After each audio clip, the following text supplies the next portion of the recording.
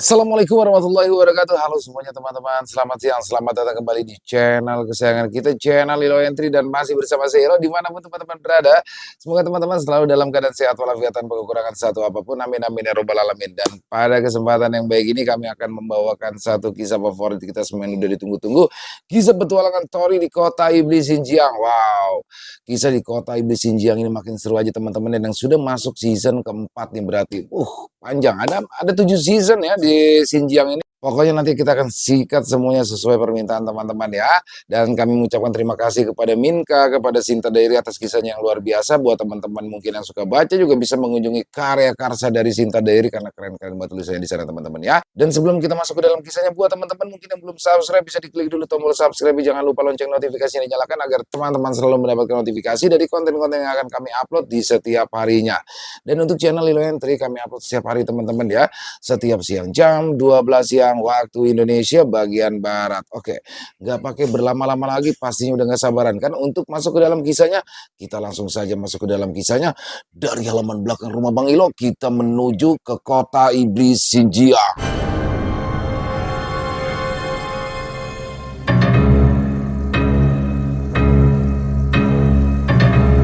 Hukuman untuk Raja Jin Tanah Jawa. Kisah Tori di kota iblis Xinjiang. Di kisah sebelumnya, Master Dui atau Paman Zioto telah bebas dan kembali ke alam Dao. Hal ini menjadi kabar gembira bagi semesta Dao, akan tetapi kitab kebangkitan iblis sudah mulai melahirkan iblis-iblis kuat. Salah satunya adalah kedua pangeran iblis. Invasi iblis gelombang pertama telah dimulai. Hal ini telah memakan banyak korban di kedua belah pihak. Narendra telah gugur. Begitu juga dengan Krepa dan juga Rio dan Jaka yang terluka cukup serius. Namun keajaiban terjadi, yang mana Narendra tidak sepenuhnya gugur. Dia bersemayam di jiwa Bloody, sehingga Bloody kehilangan sifat-sifat iblisnya. Bersama Narendra, Bloody akhirnya memiliki tujuan untuk menjadi pemburu iblis setelah Bloody dicap sebagai pengkhianat. Nasib Jaka dan Rio masih kurang beruntung. Jenderal Iblis Sejati Balat telah membawa mereka. Atas kejadian itu, Desta sangat marah dan merasa bersalah atas kejadian yang menimpa teman-temannya pada saat situasi yang sulit. Para raja dan ahli dari Nusantara berdatangan memberikan bantuan.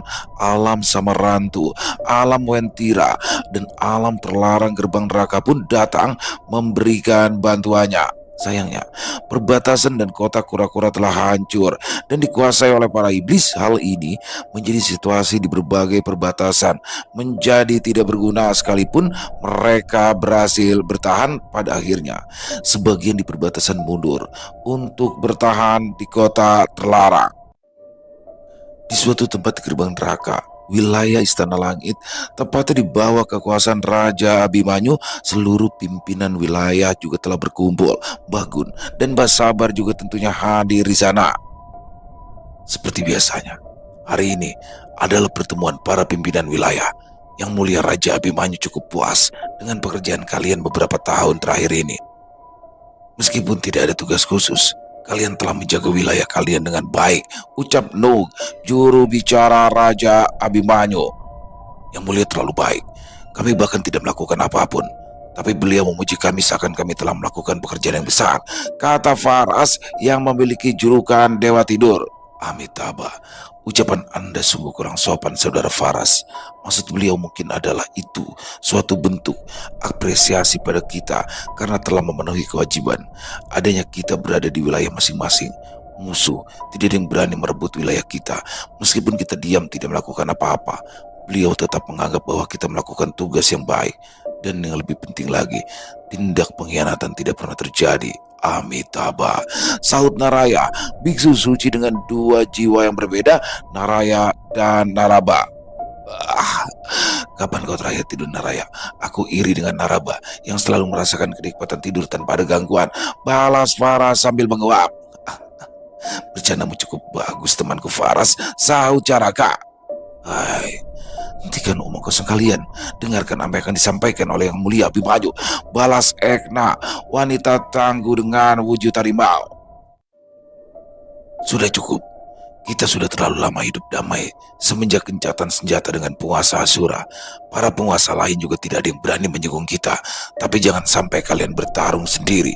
Kalian dikumpulkan kali ini karena kalian akan dikirim ke medan perang. Guntur Geni, silakan katakan yang ingin kau sampaikan pada Yang Mulia Abimanyu. Pintano. Salam Yang Mulia. Seperti yang sudah saya sampaikan sebelumnya kepada Yang Mulia, saya mungkin meminta permintaan yang egois. Saat ini, cucuku yang bernama Jaka, yang dulu pernah datang kemari, saat ini dalam kondisi kritis.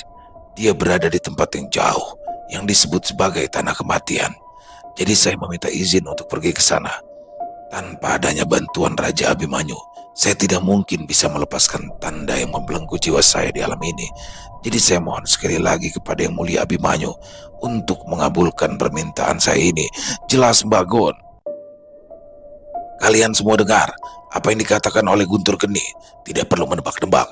Sebetulnya Yang Mulia keberatan dengan permintaan Guntur Geni, karena pada dasarnya kalian semua yang ada di sini adalah pendosa yang tidak bisa keluar dari alam ini. Tapi gencatan senjata dengan penguasa Asura sepertinya tidak akan pernah terputus. Bahkan Raja Abimanyu dan penguasa Asura telah memiliki hubungan yang baik. Dengan begitu semua wilayah menjadi stabil. Tidak ada penguasa lain yang berani menyinggung kita. Tapi yang dikhawatirkan oleh Yang Mulia Raja Abimanyu dan penguasa Asura adalah kalian. Pada dasarnya kalian adalah pendekar gila petarung. Suatu saat kalian bisa saling bertarung satu sama lain. Jadi atas pertimbangan siapapun kalian yang ingin bertarung boleh mengikuti Guntur Geni. Jelas no? Terima kasih Tuan Nuk.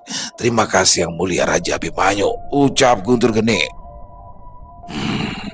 Balas Abimanyu dengan sedikit suaranya yang mengguncang tempat tersebut. Oh, aku suka ini. Tanah kematian sepertinya akan menarik. Aku tidak mungkin melewatkan kesempatan ini, ujar Ganes. Aku ikut, ujar Ekna. Ya aku pasti ikut, ujar Noyo Genggong. Aku bahkan belum mengambil keputusan. Kenapa kau mendahuluiku, Genggong? Ucap Mbak Sabar. Tak perlu aku bilang pun kau pasti ikut juga. Apa kau tidak ingin bertemu dengan cucumu yang hebat itu? Balas Noyo Genggong. Aku akan tetap di sini. Lebih baik tidur, kata Faras. Aku juga akan tetap di sini, ujar Bora. Hei, kau juga ikut? Atau aku pecahkan biji kemaluanmu? Ekna langsung memotong ucapan Bora. Ekna sayang, kenapa aku harus ikut? Apa kau akan merindukanku jika aku tak ada? Jedang! Ekna menghantamkan tombaknya ke arah Bora. Tutup mulutmu atau aku belah kemaluanmu menjadi dua, ancam Ekna. Temanku Bora, kau harus ikut. Kau adalah satu-satunya yang bisa mengantar kami ke tanah kematian dengan cepat. Lihatlah, mereka siap menerkammu jika kau tidak ikut. Ucap Caraka. Sial, ini pasti merepotkan, Bora mengeluh. Bora, kau harus ikut. Kemampuanmu sangat dibutuhkan. Ini perintah Yang Mulia Abimanyu, kata Nul. Baiklah, balas Bora. Beberapa pimpinan wilayah di bawah Raja Abimanyu akan pergi menemani Mbah Gun. Ada juga beberapa pimpinan wilayah di bawah Asura yang juga ikut. Tapi Bora tidak bisa membawa mereka sekaligus. 5 orang adalah batas. Karena jarak yang cukup jauh, Bora hanya bisa membawa 5 orang termasuk dirinya. Yang lainnya akan menyusul setelah energi Bora pulih. Dari 5 orang tersebut yang tiba di wilayah spasial tak jauh dari perbatasan kota naga, mereka adalah Bora, Caraka, Mbah Gun, Basabar, dan Noyo Genggong. Aroma pertempuran yang menyenangkan saatnya beraksi ini, ucap Noyo Genggong yang langsung pergi begitu saja. Genggong, teriak Mbah Sabar yang tadi hiraukan olehnya. Pak Gun, aku akan menyusul Genggong terlebih dahulu, kata Mbah Sabar. Ya, pergilah dulu Pak Sabar, balas Mbah Gun. Hei, kalian tetap di sini, lindungi aku, sementara aku memulihkan energi, pinta Bora. Tenanglah kawanku, kami akan tetap berada di sini, balas Caraka. Mbah Sabar dengan cepat menyusul Noyo Genggong. Beliau tahu Noyo Genggong adalah makhluk gila pertarungan. Beliau tidak mungkin bisa menghentikan nafsu membunuhnya saat melihat pertempuran. Genggong, jangan sembarangan menyerang. Apa kau tahu mana musuh dan mana kawan? Tanya Mbah Sabar. Memangnya itu perlu? Siapa mereka yang aku hantam pasti akan menjadi musuhku, balas Noyo Genggong. Bodoh, tak punya otak kau ini. Kau lihat para sosok hitam itu. Mereka iblis yang kuat, itu musuh. Hati-hati, ucap Mbak Sabar. Kuat kau bilang Sabar. Aku hanya ingin melawan yang kuat. Baik, mereka adalah targetku, kata Noyo Genggong. Mbak Sabar tersenyum. Ya, Noyo Genggong mungkin sulit dia kendalikan, tapi dia masih bisa dimanipulasi dan diarahkan. Genggong mengamuk, membantai para iblis bersama dengan Mbak Sabar. Mereka cukup kuat sehingga para iblis tidak bisa menahan, tapi Mbak Sabar terlalu meremehkan para iblis. Jedum. Serangan demi serangan telah mereka lancarkan. Mereka hanya seperti kacang polong Sabar, ucap Genggong. Di lokasi para iblis berada, Tuan Lauce, di sisi kanan kita sepertinya telah diserang. Dilihat dari serangannya, sepertinya musuh cukup kuat. Izinkan aku menanganinya, Tuan, ucap Jenderal Iblis Sejati Bugot, Iblis ke-699. Pergilah bersama Krot dan kendalikan situasi di sana, balas Lauce. Baik, Tuan, ucap Bugot. Saatnya bersenang-senang, kata Krot, Iblis Sejati ke-820.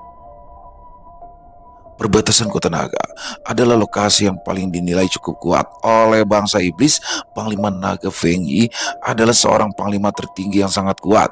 Saat pertempuran kecil yang pernah terjadi di masa lalu, Feng Yi telah mengalahkan 2 orang jenderal iblis bersamaan. Perbatasan Kota Naga juga tidak pernah bisa ditembus oleh para prajurit merah yang berusaha menyelinap. Para jenderal bawahan Feng Yi juga sangat cakap dan kuat, juga memiliki prajurit yang disiplin dan berdedikasi tinggi. Khusus di perbatasan Kota Naga, atas saran Mona Ye, 5 dari 10 jenderal iblis yang ditempatkan di perbatasan Kota Naga, mereka adalah para jenderal iblis sejati, Lauce, Mugot, Krot, dan yang lainnya. Tapi sayang, perkiraan Mona Ye salah. Adanya Tori dan para bawahnya, meskipun ada 5 iblis sejati, mereka masih belum bisa bersaing dengan pengikut Tori. Ditambah datangnya para petarung dari gerbang neraka, Tori berhasil dilindungi. Sementara waktu Tori tidak bisa bertarung karena jiwanya masih terbebani. Suamiku, jangan memaksakan dirimu lagi. Serahkan semuanya pada bawahanmu. Sekarang pulihkan kondisi jiwamu, pinta Sinta. Tentu saja istriku, kau tidak perlu khawatir. Aku akan memulihkan kondisiku terlebih dahulu, balas Tori. Tori juga menyadari ada sesuatu yang sedang terjadi di sisi kanan pasukan iblis. Dia cukup familiar dengan energi spiritual tersebut. Tori tersenyum. Ada apa suamiku? Sinta penasaran. Kakek, ya, kakekku ada di sini. Apa mungkin beliau sedang bertarung di sana? Ya, tidak salah lagi. Gamon, Bakara, aku minta tolong, pimpinlah pasukan klan Singa Terbang menuju sisi kanan musuh. Bantulah sosok yang sedang bertarung di sana. Katakan kalian mengenalku pada mereka, pinta Tori. Baiklah, kata Gamon. Asik, aku bisa bersenang-senang nih, ujar Gamon. Anda tinggal perintahkan kami saja, Tuan, ujar Bakara. Terima kasih, Sira, ikutlah bersama mereka. Mungkin saja kau beruntung bisa bertemu lagi dengan ayahmu, Sira. Baik, klan Singa Terbang adalah pasukan udara yang lebih cocok sebagai pasukan bantuan. Tori tidak mengerahkan klan Barba karena situasi di hadapan Tori membutuhkan kekuatan klan Barba untuk menahan musuh. Lagi pula, akan sulit bergerak juga jika klan Barba yang dikirim untuk membantu Mbak Sabar. Klan Singa Terbang adalah pilihan yang tepat. Butuh 2 ekor singa terbang untuk mengangkat Gabon. Begitu juga dengan Gamon. Tubuh mereka sangat besar dan juga berat, jadi seekor singa terbang tidak akan sanggup membawa mereka. Sementara itu, Mbak Sabar dan Noyo Genggong sangat menikmati membantai para iblis. Sayangnya, aksi brutal mereka harus berhenti saat kedua jenderal iblis muncul di hadapan mereka. Mbak Sabar dan Noyo Genggong terpental oleh gelombang suara yang dihasilkan oleh kedua senjata Krot, 2 buah gada berduri. Akhirnya muncul sosok kuat juga. Maju, tantang Genggong. Hati-hati Genggong, mereka bukanlah iblis sembarangan. Mbak Sabar memberikan peringatan. Semakin kuat lawanku, akan semakin bersemangat aku, Sabar. Aku akan melawan sosok besar dengan 2 gada itu. Kau lawan yang satunya ya, Sabar. Hati-hati Genggong. Lengan Noyo Genggong membara, siap untuk menerjang sosok di depannya. Dengan sangat cepat, tubuh besar Krot itu bergerak dan memukul Noyo Genggong hancur seketika. Lalat pengganggu, ucap Krot. Tanpa banyak usaha, Krot mampu menyingkirkan Noyo Genggong hanya dalam sekali serangan. Jiwa Noyo Genggong hancur. Dari perut ke atas telah hilang, hanya menyisakan bagian tubuh dari perut ke bawah. Sabar tidak bisa main-main. Dia langsung serius, mengeluarkan kemampuan terbaik 7 bola elemen, mengitari punggungnya. Meskipun Basabar sudah dalam kondisi serius, kedua jenderal iblis di hadapannya sama sekali tidak tertekan sedikit pun. Meskipun Noyo Genggong bisa bangkit kembali, dua iblis sejati di hadapannya bukanlah iblis sembarangan. Krot mungkin saja bisa membunuh Noyo Genggong hingga ratusan kali. Untuk pertama kalinya, Noyo Genggong mendapatkan lawan yang sangat tangguh. Dia mungkin adalah seorang raja jin di tanah Jawa yang tak terkalahkan, tapi tingginya langit selalu ada yang lebih tinggi, ditambah lawannya adalah seorang iblis. Dari kemampuan mungkin Genggong bisa bersaing jika dia serius, tapi dari segi kecerdasan dia bukanlah apa-apa jika dibandingkan dengan para iblis. Wush. Sama seperti sebelumnya, Noyo Genggong bisa bangkit lagi dan memiliki kemampuan 2 kali lipat secara sementara dari kemampuan sebelumnya. Aku suka ini, lawanku ternyata cukup kuat. Sekarang saatnya untuk jedung. Trat! Noyo Genggong kembali mati. Dia bahkan belum sempat untuk menyelesaikan kata-katanya, gada berduri milik Krot menghantamnya kembali dan membuatnya sekali lagi harus kehilangan nyawanya. Apa-apaan lalat pengganggu itu? Mau sekuat apapun lalat, mana mungkin bisa menandingi seekor naga? Berisik, ucap Krot. Basabar dan Noyo Genggong memang kuat, tapi sayang musuh jauh lebih kuat. Mereka telah memiliki kualifikasi sebagai seorang pemimpin tertinggi pasukan iblis, tapi bukankah Tori bisa menghadapi Lao Che sekalipun? Kenapa Basabar dan Noyo Genggong sepertinya kesulitan untuk menghadapi Krot dan juga Mugot yang jelas-jelas berada di bawah Lao Che? Pada dasarnya, Basabar dan Noyo Genggong bukanlah sosok yang seharusnya berada di luar alam gerbang neraka. Mereka masih belum terbiasa dengan situasi di alam Dao. Seperti halnya seekor buaya yang memiliki habitat dan kekuasaan di air, buaya akan menjadi predator yang berbahaya saat berada di dalam air. Tapi saat di daratan, meskipun tetap sebagai seekor predator yang ganas, mereka akan kehilangan efektivitasnya sebagai seekor predator. Trap! Noyo Genggong mati lagi 3 kali. Sialan. Trap! Mati 4 kali, mati 5 kali. Jedung, serak. Kali ini Genggong mampu menahan serangan Krot. Dia dipukul mundur hingga terpental beberapa meter. Oh, lalat itu sudah memahami tempo seranganku. Tapi biasa saja, aku hanya penasaran berapa kali dia bisa bangkit dari kematian. Sial, iblis ini sangat kuat. Aku bahkan mati 5 kali hanya dengan serangan biasa. Setelah kemampuan meningkat sampai 5 kali lipat, aku bahkan masih kesulitan menahan serangannya. Gumam Noyo Genggong. Tras. Noyo Genggong terlalu fokus kepada Krot. Dia tidak memperhatikan sekeliling. Dia tidak sadar bahwa dia sedang berada di dalam kerumunan prajurit iblis. Puluhan senjata iblis harus bersarang di tubuhnya. Sial. Rasakan, kenapa singgah Paragon sebelum mampus kau. Ini untuk saudara kami yang kau bunuh, ucap para prajurit iblis yang menyerang Noyo Genggong. Minggir kalian. Tuan Krot, Tuan. Para prajurit iblis menyingkir, memberikan jalan kepada Krot. Hei, lalat pengganggu, berapa kali kau bisa bangkit? Pasti ada batasnya, bukan? Ucap Krot. Aku tidak pernah dipermalukan seperti ini. Iblis sialan, balas Noyo Genggong. Ceras. Jenderal Krot itu bertanya padamu. Jawab yang benar, kata salah satu prajurit iblis sambil menusuk paha Noyo Genggong hingga tembus. Bunuhlah aku sialan. Aku adalah seorang petarung.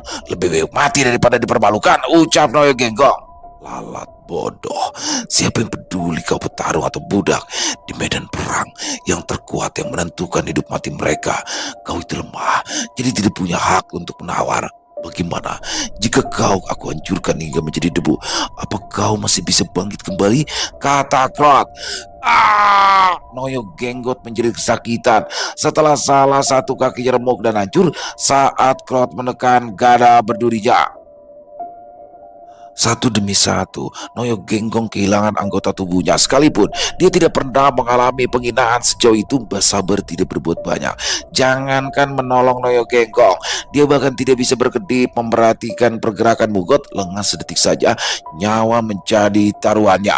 Setelah menyiksa Noyo Genggong sedemikian rupa, Krot menghancurkan seluruh tubuhnya hingga benar-benar menjadi debu. Bekas serangan Krot sampai berlubang seperti kejatuhan meteor. Dengan ini Noyo Genggong mati 6 kali. Sekali lagi, Noyo Genggong bangkit dari kematian. Jika kali ini dia mati lagi, maka dia tidak akan pernah bangkit lagi. Ya, 7 kali. Jika dia mati kali ini, maka Mbah Sabar juga akan mengalami nasib yang sama. Oh, kau masih bisa bangkit lagi. Meskipun sudah aku hancurkan menjadi debu, sayangnya kau lemah. Jika tidak, kau pasti akan menjadi lawan yang merepotkan. Jadilah murid iblis. Dengan kemampuanmu, kau bisa lebih kuat dari seorang jenderal iblis biasa. Aku bisa merekomendasikanmu untuk mendapatkan sumber benih iblis dari sarang Raja Iblis. Kau pasti akan bertambah kuat. Setidaknya tidak menyedihkan seperti sekarang. Crowd mencoba merekrut Noyo Genggong. Hei, apa aku benar bisa bertambah kuat hanya dengan mendapatkan sumber apa itu tadi? Noyo Genggong sedikit tertarik. Sumber benih. Setelah kau menelan sumber benih iblis, kau akan menjadi setengah iblis. Dengan begitu, kau bisa memanfaatkan energi iblis untuk meningkatkan kemampuanmu. Tapi untuk membuktikan kesetiaanmu sebagai seorang murid iblis, pertama-tama bunuh temanmu yang ada di sana. Jelas, Krot memerintahkan untuk membunuh Mbah Sabar. Aku tidak bisa melakukan itu. Meskipun aku ingin, jiwa kami terikat. Jika dia mati, aku juga akan mati. Balas Noyo Genggong. Oh, kontrak jiwa. Kalau begitu tidak perlu membunuhnya. Telan saja jiwanya. Dengan begitu, kau bisa mendapatkan kebebasanmu sepenuhnya. Kau akan mendapatkan kendali atas dirimu. Malahan, kau bisa memanfaatkan kemampuannya dan membuatmu bertambah kuat. Oh, ternyata ada cara seperti itu. Kenapa aku tidak terpikirkan akan hal tersebut? Sepertinya perlu dicoba. Lagi pula, aku juga sudah cukup muak. Harus terus mendengarkan perintahnya. Balas Noyo Genggong. Mugot, biarkan makhluk ini yang membereskannya. Dia memiliki kemampuan unik. Sangat bagus jika dia dijadikan murid iblis. Pinta Krot. Lakukan saja apa yang kau mau. Kebetulan aku malas. Balas Mugot. Terima kasih Mugot. Hei, sekarang pergilah. Selesaikan tugasmu. Jangan kecewakan aku. Ucap Krot. Baik.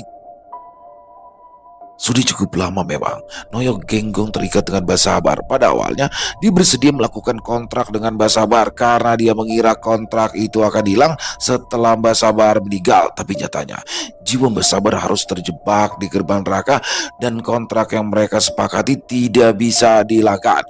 Dengan begitu Noyo Genggong harus mendengarkan perintahnya dan melindungi Mbah Sabar, karena jika jiwa Mbah Sabar hancur maka dia juga akan mengalami hal yang sama. Hei Sabar, menyatulah denganku. Pinta Noyo Genggong. Maksudmu apa Genggong? Balas Mbah Sabar. Menyatulah dengan jiwaku dan kita akan menjadi kuat bersama. Jadilah pikiranku. Dengan kemampuan kita dan pemikiranmu, kita pasti tidak terkalahkan. Jelas Noyo Genggong. Dari mana kau memiliki pemikiran seperti itu, Genggong? Penyatuan dua jiwa menjadi satu itu mustahil, kata Mbah Sabar. Apanya yang mustahil?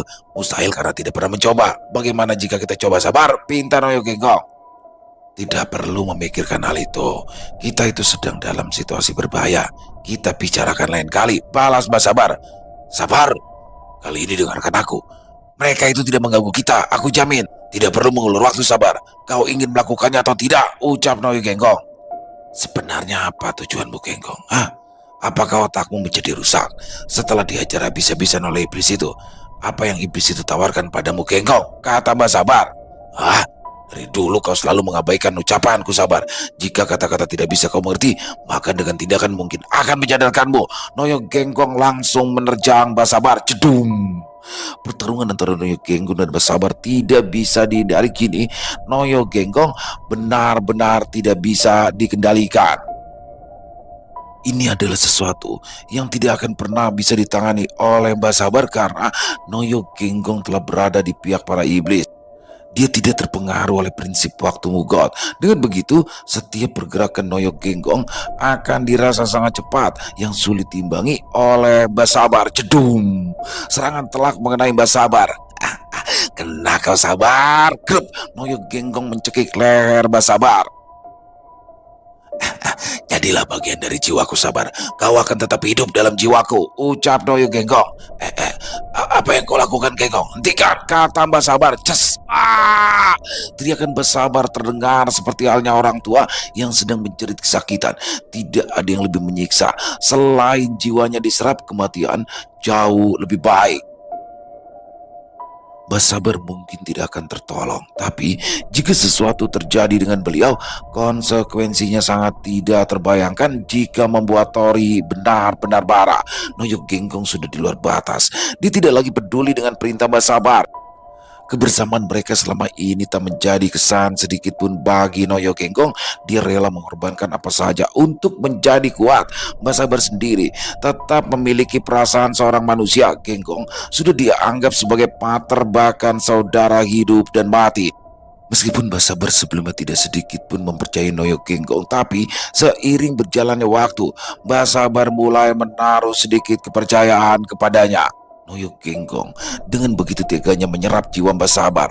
Padahal proses tersebut sangat menyakitkan, ibarat seperti dikuliti hidup-hidup. Setelah itu disiram dengan larutan jeruk nipis dan juga garam, kemudian dagingnya dipotong sedikit demi sedikit hingga hanya menyisakan tulangnya saja. Ada perubahan ruang yang tidak biasa di suatu tempat. Sabar dan Noyo Genggong mungkin dalam bahaya, ucap Bora, kemudian berdiri memperhatikan sudut wilayah yang dia maksud. Perubahan ruang seperti apa yang kau maksud, Bora? Tanya Bagon. Ini berhubungan dengan hukum waktu. Meskipun terasa tipis, tapi jika mereka terjebak di dalamnya, hal tersebut akan menyulitkan mereka. Kita tidak boleh kehilangan mereka. Jaraka, ikut aku. Aku butuh kemampuanmu, pinta Bora. Baiklah, mari temanku. Balas Jaraka. Aku tidak tahu apa yang terjadi, tapi aku benar-benar tidak bisa diam di sini. Apa kau sudah benar-benar pulih, Bora? Saut Bagon. Belum sepenuhnya pulih, tapi jika hanya berpindah di lokasi yang dekat itu tidak masalah. Balas Bora. Portal ruang terbuka. Kemudian mereka memasuki ruang tersebut. Mereka muncul tepat di depan Noyo Genggong. Tentu saja mereka sangat terkejut karena melihat sesuatu yang terjadi. Bora langsung menghentikan aksi Noyo Genggong dengan menyerangnya. Genggong terpaksa melepaskan Mbak Sabar secara refleks. Apa yang kau lakukan, Genggong? Kata Bora. Mengganggu saja kalian. Kenapa kalian kesini? Apa kalian juga ingin mati? Balas Noyo Genggong. Keparat kau Genggong. Apa yang kau lakukan pada Mbak Sabar? Ucap Bagon setelah berubah menjadi serigala emas yang siap mencabik-cabik dirinya. Hentikan Guntur Geni, jangan banyak bergerak. Kita sekarang dalam teritori waktu. Lebih baik kalian diam saja, cegah Bora. Mbak Sabar, apa kau baik-baik saja? Tanya Bagon menghampirinya. Aku sudah pernah merasakan yang lebih buruk dari ini Bagon. Genggong sialan. Balas Mbak Sabar dengan kondisi yang cukup memprihatinkan. Vitalitas jiwa Mbak Sabar hampir saja tersedot kering. Tubuh kekarnya menjadi kurus layaknya seorang kakek-kakek tua yang tidak berdaya. Oh, ada pengganggu kecil muncul. Ruang waktuku menjadi terganggu. Krot, singkirkan sosok itu. Pinta Mugot untuk mengurus Bora. Baik, akan aku bereskan dengan cepat. Balas Krot. Krot tiba-tiba menghilang dan langsung berada di depan Bora. Celang! Bora dan Krot sama-sama terpental saat senjata mereka berbenturan. Lumayan, kau bisa menangkis seranganku, kata Krot. Krot jangan main-main. Dia tidak terpengaruh sedikit pun oleh ruang waktuku. Mugot memperingatkan. Apa? Yang benar saja. Hanya beberapa orang saja yang tidak bisa menangkal ruang waktumu. Siapa sosok itu? Ucap Krot. Kalian menganggap ini ruang waktu? Konyol sekali. Celik. Biar. Bora hanya menjentikan jarinya. Seketika ruang waktu Mugot langsung dipatahkan. Semenjak mereka muncul, Caraka langsung merapalkan mantra penenang jiwa. Mantra tersebut memiliki efek ketenangan yang membuat Bora bisa fokus mencari celah kelemahan ruang waktu Mugot. Pada dasarnya, Bora juga memahami prinsip waktu. Prinsip ruangnya juga tercipta dari gabungan ruang hampa dan waktu sehingga menjadi sebuah portal yang bisa menghubungkan jarak yang jauh menjadi dekat. Bagaimana dia bisa menghancurkan ruang waktuku? Aku rasa dia bukan sosok sembarangan. Krot, jangan main-main lagi. Kita selesaikan dengan cepat. Jangan biarkan Tuan Lao Che menunggu lebih lama. Pinta Mugot. Swing, jedum. Gabon, Gamon, Bekara, serta Sira dan Sira telah tiba. Sira memperhatikan rombongan Bagun, kemudian memalingkan perhatiannya lagi pada musuh. Dia hanya ingin memastikan ada tidaknya Asura di antaranya. Sayangnya tidak sesuai harapannya. Bukankah dia putra penguasa Asura? Itu berarti cucumu memang ada sekitar sini juga, Pak Sabar, ucap Bagun. Ya, aku bisa merasakannya, Pak Gun. Terima kasih telah datang tepat waktu. Jika tidak, aku mungkin tidak akan selamat, balas Pak Sabar. Jika bukan karena Bora yang menyadarinya, kami tidak mungkin tahu situasimu, Pak Sabar. Terima kasih. Tidak perlu. Kemunculan Gabon dan yang lainnya membuat Krot dan Mugo tertekan. Mereka sangat waspada terhadap Gabon karena mereka pernah menyaksikan pertarungannya melawan Jenderal Iblis dan membunuhnya dengan mudah. Meskipun lawannya hanya Jenderal Iblis biasa, mereka bisa menilai kemampuan Gabon saat itu. Prajurit dari klan Singa Terbang tetap berada di udara. Mereka bersiap menyerang jika prajurit Iblis melakukan pergerakan. Noyo Genggong tidak mungkin kembali. Dia sudah terang-terangan berkhianat dan sudah menjadi sekutu dari Iblis. Kakak, apa kita akan langsung bertindak nih? Tanya Gabon. Tunggu, jangan mengawalinya, balas Gabon. Benar, seperti mereka sedang memikirkan sesuatu, sahut Bakara. Sesaat setelah ruang waktu Mugot hancur dan Gabon serta rombongannya tiba, Tori merasakan energi kehidupan Basabar mulai meredup. Hal itu cukup mengganggu pemulihannya dan tidak bisa membuatnya fokus. Istriku, tunggulah di sini. Ada yang aneh. Tiba-tiba keberadaan Basabar terasa meredup. Aku harus memastikannya, kata Tori. Tunggu, suamiku, kau belum pulih sepenuhnya. Jika kau ingin ke sana, maka aku akan menemanimu, balas Sinta. Baiklah, Sri Kandi, tolong pimpin pasukan untuk sementara, pinta Tori. Sendiko Dawu. Para saudariku, aku serahkan komando pada kalian, perintah Sinta. Baik kakak, jawab para saudari Sinta. Tori dan Sinta segera pergi menuju lokasi Basabar berada. Medan perang utama di sisi Tori masih cukup terkendali. Tanpa adanya Tori dan Sinta sekalipun, situasinya tidak akan berubah. Masih ada Roka, leluhur klan Zen, dan kepala suku di setiap klan. Masih banyak tokoh kuat seperti Orza dan lainnya. Lao Che tidak akan berani gegabah. Beberapa saat kemudian, lihatlah cucuku yang luar biasa ini. Aku tidak berharap kau akan melampauiku secepat ini, ucap Basabar yang masih dalam kondisi lemah. Tori berdiri mematung melihat kondisi kakeknya yang cukup memprihatinkan. Sosok Basabar yang gagah dan berwibawa sebelumnya kini berubah menjadi seorang kakek-kakek tua kurus tak berdaya. Diamnya Tori memiliki banyak arti. Emosinya ditekan sedemikian rupa sehingga dia terlihat tetap tenang, tetapi tetap menunjukkan pandangan yang tajam, seolah yang melihatnya akan merasakan tertusuk ribuan tombak. Apa yang terjadi padamu, Mbah? Tanya Tori. Masalah kecil, kau tidak perlu khawatir, balas Basabar. Noyo Genggong yang telah melakukannya. Dari awal aku sudah mengira bahwa makhluk itu suatu saat akan menjadi pedang berkepala dua. Jika bukan karena Bora bertindak cepat, mungkin Basabar tidak akan selamat, sahut Bagon. Noyo Genggong. Tatapan Tori semakin tajam mengarah ke suatu tempat di mana Genggong berada. Suamiku, jangan gegabah. Masih ada waktu untuk membalas. Tapi jangan lakukan sekarang. Kau adalah pimpinan tertinggi. Jika kau bergerak, Lao Che juga pasti bertindak, jaga Sinta. Ini tidak ada hubungannya dengan para iblis itu. Mereka tidak akan melindungi Noyo Genggong meskipun dia telah bergabung dengan para iblis. Jangan mencegahku. Aku harus membalasnya segera, tegas Tori. Dengarkan istrimu. Bukan waktunya untuk membalas, pinta Basabar.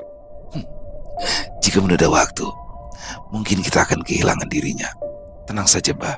Aku tidak akan membunuhnya. Setidaknya, aku akan mengajarnya sampai dia memohon untuk mati, balas Tori dengan senyum mengerikan. Bora, aku ucapkan terima kasih dengan tulus. Tindakanmu telah menolong kakekku, ucap Tori sambil membungkuk kepada Bora.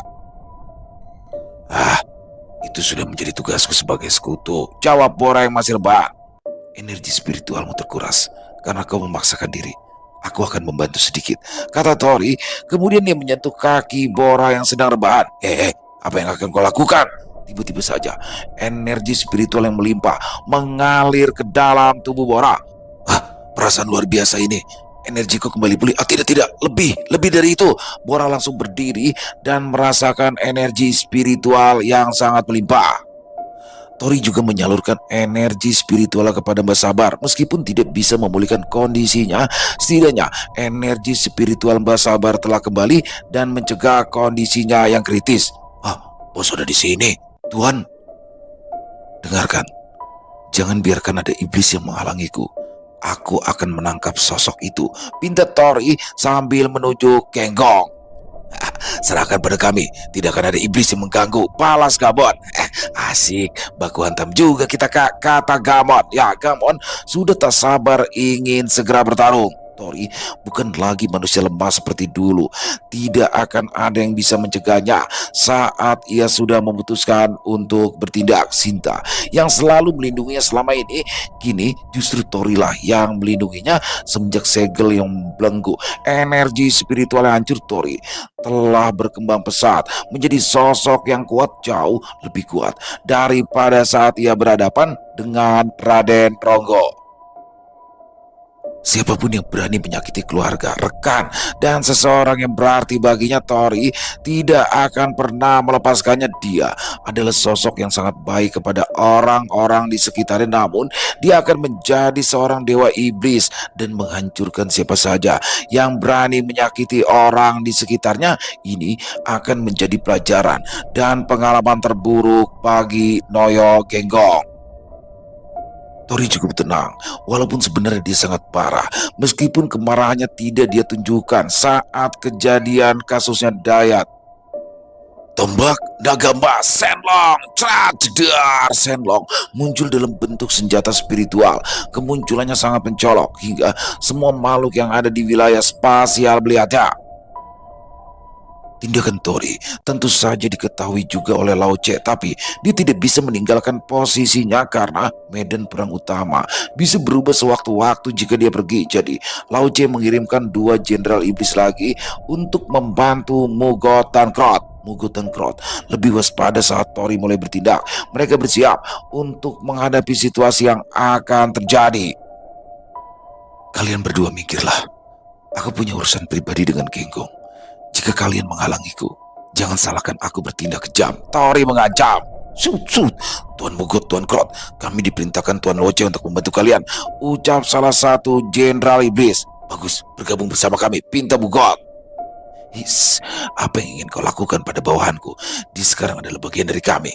Jika kau ingin berbuat sesuatu padanya, maka aku tak bisa tinggal diam, balas Krot. Ya, Krot sudah terlanjur suka dengan Noyo Genggong. Kemampuannya yang bisa hidup kembali akan sangat berguna bagi bangsa iblis, jadi Krot tidak akan melepaskannya. Serahkan padaku yang satunya. Bora tiba-tiba muncul di samping Tori dan menantang Mugot. Hei, kau siapa menyerobot mangsa kami? Protes Gamon. Gamon, tidak perlu berebut. Lagi pula sosok itu bukan lawan yang bisa kau kalahkan. Cari saja lawan yang lain, saut Gamon. Segitunya kakak memandang iblis itu. Baik, aku akan melawan yang paling besar itu, ucap Gamon sambil menuju Krot. Jangan, itu aku yang melawannya. Kau dan Bakara urus sisanya. Baik Tuan Gamon. Oke, setidaknya aku bisa baku hantam. Bukannya kau cucunya Sabar. Meskipun aku pernah mati sekali oleh bocah sepertimu, tapi aku bukan yang dulu lagi. Kau 1000 tahun terlalu cepat jika ingin melawanku. Nah, aku hanya perlu darah. Noyo Genggong langsung tersambar petir. Sebelum ia selesai berbicara, Krot langsung refleks menghindar karena terkejut karena tiba-tiba Genggong yang berada di sampingnya tiba-tiba tersambar petir. Tunggu dulu, Genggong pernah mati sekali oleh Tori. Kapan itu? Sepertinya ada sesuatu tersembunyi. Bahkan Tori sendiri tidak pernah ingat pernah melawan Noyo Genggong. Sial, dari mana datangnya petir itu? Ucap Genggong terengah-engah. Katakan, bagaimana kau ingin dihajar? Dibakar? Sayat-sayat? Atau dipukuli sampai hancur? Kata Tori dengan niat membunuh yang dahsyat sambil berjalan melewati Krot menghampiri Noyo Genggong. Kurang ajar. Beraninya kau mengabaikanku dan memperlihatkan punggungmu di hadapanku. Mati! Krot langsung menyerang Tori di titik butanya. Jedung! Gabun tak tinggal diam. Ia menangkis serangan Krot. Yang terjadi, Krot justru terpukul mundur. Krot, Jangan gegabah, hati-hati. Makhluk biru itu kekuatannya bukan main. Jangan adu kekuatan dengannya. Lebih baik serang, terang. Mugot tiba-tiba diserang dari arah samping. Reaksi Mugot cukup cepat sehingga ia bisa menangkisnya tepat waktu. Khawatirkan dirimu sendiri, iblis sialan, ucap Bora. Tanpa diduga, Bora juga langsung bertindak. Bora sebetulnya pemalas, tapi tidak untuk hari itu. Setelah energinya kembali pulih, melebihi kondisinya pada umumnya, dia menjadi semangat karena merasakan 10 kali lipat kemampuan Daik.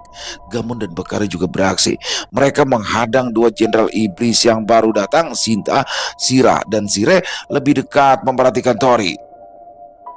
Sire, amankan posisi suamiku. Jika para iblis yang nantinya akan menghalangi, tapi jangan terlalu dekat. Jangan sampai mengganggunya. Perintah Sinta. Siap. Sire dan Sire langsung bergerak, membuat ruang yang lebih luas untuk Tori.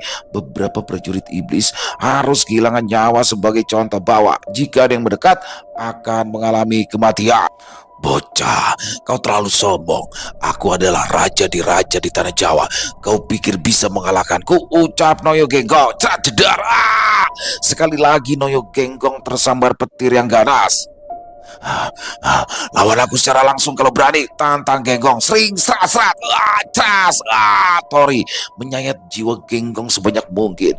Dia juga tidak menyerang titik vitalnya. Dia hanya ingin menyiksa dan merasakan rasa sakit yang tak ada habisnya.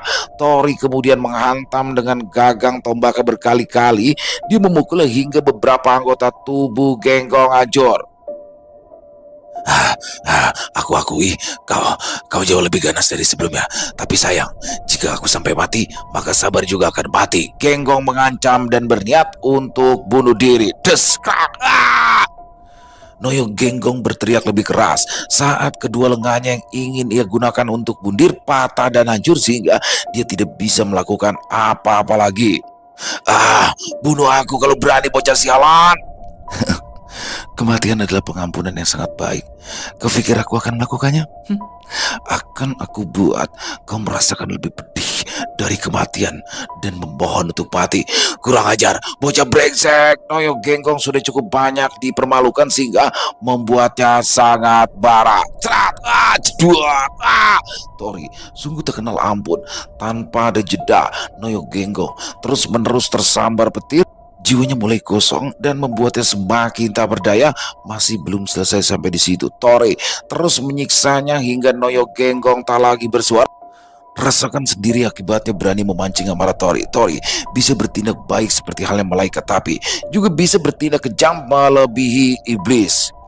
Noyo Genggong, Raja Jin di tanah Jawa, harus mengalami nasib yang menyedihkan. Masa jaya Noyo Genggong telah lama pudar. Generasi saat ini sudah banyak tokoh kuat yang mendiami tanah Jawa. Noyo Genggong hanyalah masa lalu. Suamiku cukup. Jika kau teruskan, Noyo Genggong akan mati, ucap Sinta menghampiri Tori. Masih terlalu murah hati. Aku hanya membuatnya seperti ini. Istriku, apa kau tahu sesuatu mengenai kontrak jiwa? Aku rasa mungkin yang dilakukan Mbak Sabar dengan Noyo Genggong kasusnya sama seperti Rara dan Roro. Bagaimana menurutmu? Tanya Tori. Kontrak jiwa memiliki berbagai macam metode, meskipun memiliki kesamaan, tapi pada dasar itu berbeda. Yang terjadi pada Rara dan Roro mungkin berbeda dengan yang dilakukan oleh Yang Sabar, tapi aku rasa aku bisa mematahkannya. Kita bawa dulu Noyo Genggong ke tempat beliau, suamiku, balas Sinta. Baiklah. Sira membawa Noyo Genggong yang sudah tak berdaya di hadapan Mbak Sabar. Duel antara Gabon dan Krot juga masih berlangsung meskipun Gabon tidak berniat untuk menghabisi musuhnya, sedangkan Bora dan Mugot bertarung dengan sengit. Begitu juga dengan Gamon dan Bakara yang sedang melawan musuhnya. Krot masih bisa bertahan melawan Gabon, walaupun sebenarnya Gabon hanya ingin menahan Krot saja karena Gabon tidak ingin aksinya mengganggu Tori. Ya, sudah diketahui pastinya bagaimana jika Gabon bertindak. Krot terlalu waspada dan fokus terhadap Gabon sehingga dia lengah dengan situasi sekitarnya. Kepala Krot menggelinding dan mati seketika. Ada apa? Apa yang sebenarnya terjadi? Gabon sendiri bingung melihat situasi seperti itu. Sering ting ting 868 838. Oh, benar-benar menyegarkan. Bahkan membunuh Krot juga tidak banyak peningkatan, ucap Ludi. Bodoh, setidaknya kau membunuh iblis yang lebih kuat darimu tanpa susah payah. Balas Narendra. Hei, siapa yang kau sebut bodoh? Jika aku bodoh itu berarti karena kau brengsek, kata Bloody. Gabun lebih bingung lagi melihat Bloody yang bicara seorang diri. Hei, makhluk biru, terima kasih telah menahan dia. Jadi aku lebih mudah membunuhnya. Ketahuilah, aku bukan musuhmu. Bloody kemudian meninggalkan Gabon lalu mengincar Mugot. Ceras, ceras. Ah! Sial, Bloody, kau ternyata benar-benar berkhianat, ucap Mugot marah. Hei, apa kau salah sasaran? Kenapa kau mengganggu pertarungan kami? Aku tidak keberatan jika kau mau bergabung. Majulah, tantang Bora. Maaf, aku hanya ingin berhadapan dengan iblis sejati. Dan maafkan aku jika mengganggu pertarungan kalian. Tapi aku harus membunuh dia. Balas Bloody. Sial, aku lengah. Kondisiku juga terluka parah. Krot juga sudah mati. Bagaimana aku bisa lolos? Gumamu God. Oh, masalah internal ya. Tapi bukannya tidak sopan mengganggu pertarungan orang lain, ucap Bora. Maafkan soal itu.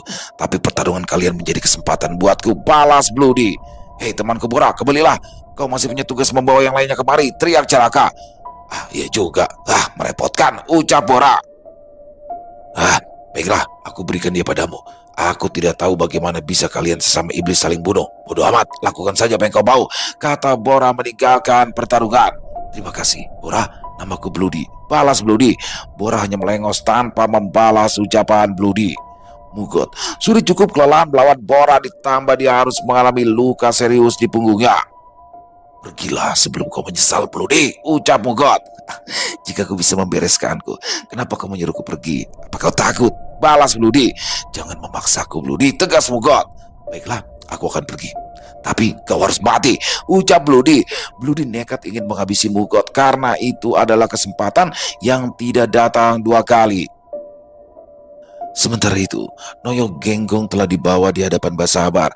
Agar kembali sedikit sadar, Tori menyalurkan sedikit energi spiritualnya kepada Noyo Genggong sehingga ia bisa kembali bicara. Noyo Genggong, selama ini kau telah diperlakukan dengan baik oleh Basabar. Teganya kau menghadap jiwanya, ucap Bagun. Ah, itu bukan urusanmu, Guntur Geni, balas Noyo Genggong. Plak! Tori menampar wajahnya dengan tombaknya sehingga Noyo Genggong tergeletak di tanah. Istriku, bisakah kau melakukan sesuatu? Pinta Tori. Aku akan mencobanya, suamiku. Sinta mendekati Basabar. Dia menyentuh beliau untuk memastikan kontrak jiwanya. Maaf, aku tidak bisa berbuat banyak. Yang terjadi antara beliau dan Noyo Genggong bukanlah kontrak jiwa, tapi segel jiwa yang bersifat permanen dan tidak bisa dipatahkan. Untuk mencegah Noyo Genggong berulah lagi, satu-satunya cara adalah mengurungnya atau menyerap jiwanya dan menjadi satu dengannya. Jelas Sinta. Nah, terima kasih. Ini mungkin sudah takdirku untuk berhenti dan kembali kepada Sang Pencipta. Mengurungnya tidak akan menyelesaikan masalah. Hal itu juga sama saja mengurungku, karena kami tidak bisa saling berjauhan. Jika itu dilakukan, kami akan melemah, dan pada akhirnya kami juga akan mati. Untuk opsi kedua, aku tidak memiliki kemampuan untuk menyerap jiwa, tutur Basabar. Maka dari itu, biarkan saja aku yang menyerap jiwamu, balas Noyo Genggong. Jedak! Tutup mulutmu, ucap Tori setelah menendang Noyo Genggong. Jadi pada akhirnya, segel jiwa tidak bisa dilepaskan, ucap Tori. Tidak perlu bersedih, nak. Aku sudah siap untuk mati sekali lagi. Lagi pula kondisiku saat ini bukanlah seorang petarung. Aku hanya akan membebani, kata Mbak Sabar. Aku mungkin bisa membantu jika kalian berkenan, sahut Bloody, iblis ke-800 yang tiba-tiba muncul di antara mereka setelah berhasil membunuh Mugot. Tanda lahir Bloody menjadi 800 permanen. Lalu apa yang bisa ditawarkan Bloody untuk membantu Mbak Sabar? Bahkan Sinta, seorang pria yang ahli dalam kontrak jiwa sekalipun, tidak bisa membantu beliau. Hei iblis sial, omong kosong, apa yang kau katakan? Ucap Gamon yang baru saja menyelesaikan duelnya. Tubuh aku sakit semua karena sudah tidak banyak bergerak, kata Bakara menyusul. Benar, apa yang sedang iblis sepertimu lakukan di sini? Saut Sinta. Hei, tapi sepertinya dia tidak memiliki maksud buruk. Apa kau mau bergabung dengan kami? Gerbang neraka pasti akan menerimamu dengan kemampuanmu itu. Aku tahu tidak ada tempat lagi di alam iblis bagi seorang iblis yang mengkhianati kaumnya sendiri, ucap Bora yang bersandar di tubuh serigala Mas Bagon. Apa maksud yang kau katakan itu, teman? Dia bisa mengkhianati kaumnya sendiri. Bagaimana kau bisa yakin? Sahut Caraka. Hei, pertarunganku dengan iblis pengendali waktu itu buktinya. Jika direkannya tidak mungkin dia membunuhnya. Atau mungkin ada masalah internal ya. Atau perebutan wilayah dan kemungkinan lainnya. Jelas Bora. Yang sama, lawanku juga dibunuh olehnya. Dia juga seperti yang gila. Aku lihat dia bicara sendiri. Tutur Gabon. Apa yang kalian katakan kurang tepat. Aku tidak memiliki niat untuk bergabung dengan siapapun. Tapi targetku adalah iblis.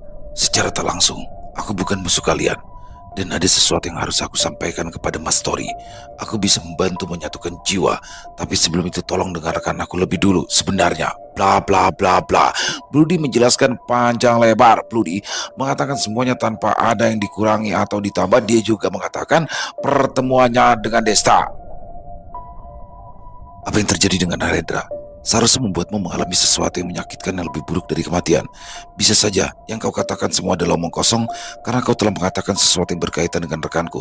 Jangan harap kau bisa pergi tanpa penjelasan yang masuk akal. Ucap Tori. Sat sat sat sat. Bloody seketika dikepung. Jika dia berniat melarikan diri, itu mustahil ada Bora yang mengendalikan ruang. Sekalipun itu Raja Iblis Mogu, dia tidak akan bisa menerobos ruang hampa milik Bora. Aku memang tidak memiliki bukti dengan apa yang aku katakan, tapi aku rasa hanya aku satu-satu yang bisa membantu permasalahan kakekmu. Aku memiliki kemampuan Roro dan juga segala pengetahuan Rara. Aku tidak meminta kalian mempercayaku di sini. Aku hanya menyampaikan informasi yang berguna untuk kalian. Gelombang iblis berikutnya bukanlah sesuatu yang bisa kalian hadapi dengan jumlah kalian saat ini. Satu-satunya cara kalian bisa bertahan adalah bersatu dan berkumpul di kota terlarang. Jangan membuat situasi kalian rumit karena menahanku di sini. Jelas, Bloody? Kami memang tidak bisa mempercayai ucapanmu, tapi aku bisa memastikan sendiri bahwa apa yang kau katakan tentang manusia yang bernama Narendra itu menyatu dengan jiwamu. Kendurkan pertahanan laut jiwamu, dan aku akan memastikan bahwa apa yang kau katakan itu benar atau tidak. Ucap Sinta. Bagaimana aku bisa mempercayaimu? Siapa yang tahu setelah aku membuka pertahanan jiwaku, kau justru malah mengacak-acak jiwaku. Balas Bloody. Bloody, percayalah padanya. Putri Sinta tidak akan melakukan sesuatu yang merugikan kita setelah dia mengetahui kesadaranku. Ucap Narendra. Terserah. Jika aku tidak mempercayaiku, tidak ada alasan bagi kami untuk mempercayaimu juga, kata Sinta. Lakukan sesukamu. Aku harap kau memegang janjimu. Balas Bloody. Keputusan yang bijak, ucap Sinta. Bloody telah melemahkan pertahanan jiwanya sehingga Sinta bisa mengamati lautan jiwa Bloody. Lautan jiwa adalah tempat atau wadah yang menampung jiwa makhluk hidup. Jin dan iblis memang tidak memiliki tubuh fisik seperti manusia, tapi mereka memiliki tubuh astral. Tubuh astral tidak seperti tubuh fisik seperti manusia.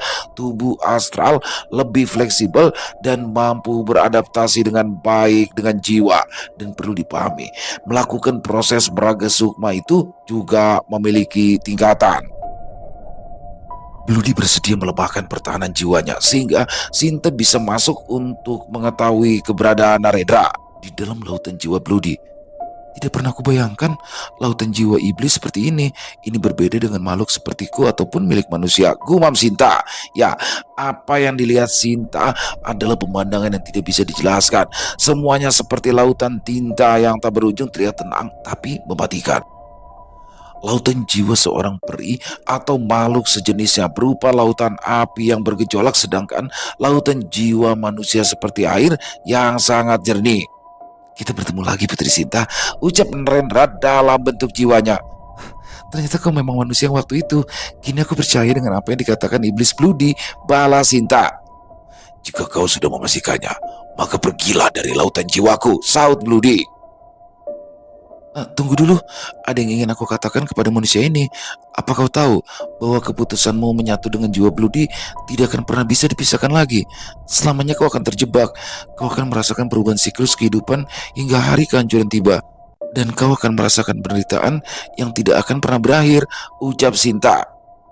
Aku tidak tahu hal itu akan terjadi, tapi aku tidak punya pilihan, Putri. Aku tahu iblis adalah sosok yang tidak akan pernah menyentuh surga. Bloody iblis.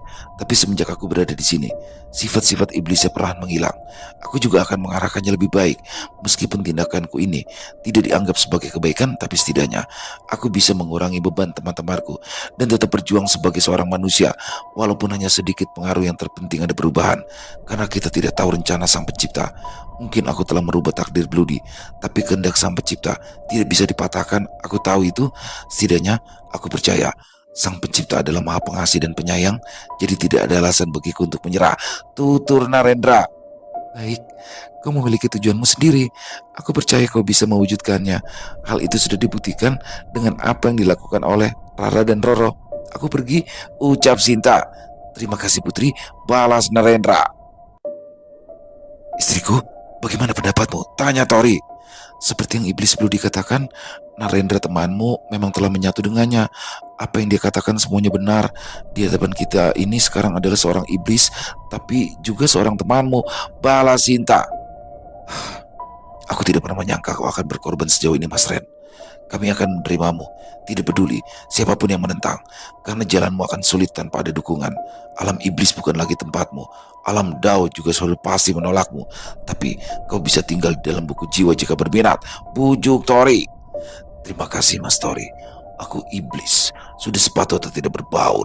Aku akan tetap sendiri karena aku memiliki tujuan untuk menghabisi para iblis dengan caraku sendiri. Balas Bloody.